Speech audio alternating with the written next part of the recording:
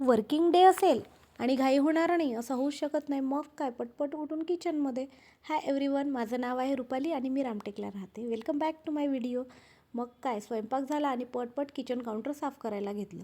ओरिनचं आवरलं आणि kitchen counter साफ केलं. मग खालची बेडरूम पण तशीच होती. मग खालच्या बेडरूमलासुद्धा क्लीन केलं.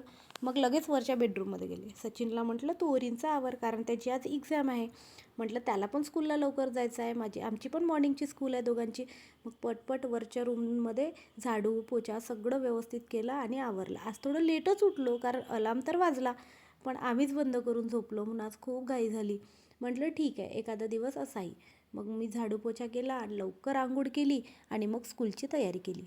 मी वर स्कूलची तयारी करत असले की सचिन ओरिनची खाली करून देतो, म्हणजे आमच्या तिघांचाही टाईम व्यवस्थित मॅनेज होतो. मग काय झाली माझी तयारी आणि मग मी निघाले स्कूलला. इकडे आले तर हे आहेत माझे 9th स्टुडंट्स. आमचा क्लास झाला. मग लंच ब्रेकमध्ये आम्ही सगळे एकत्र बसतो आणि खूप गप्पा करतो. टीचर म्हणजे कसं बालपण जपणारं एक क्षेत्र आहे, त्यामुळे खूप छान. जर तुम्ही टीचर असाल तर तुम्हाला माहीत आहे की टीचरचं लाईफ फार छान असतं.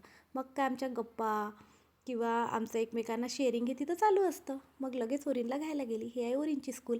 तुम्ही बघत असाल ह्या सगळ्या टीचर खूप छान आहे. मुलांना खूप छान पाहतात आणि प्लस एज्युकेशन पण खूप छान आहे.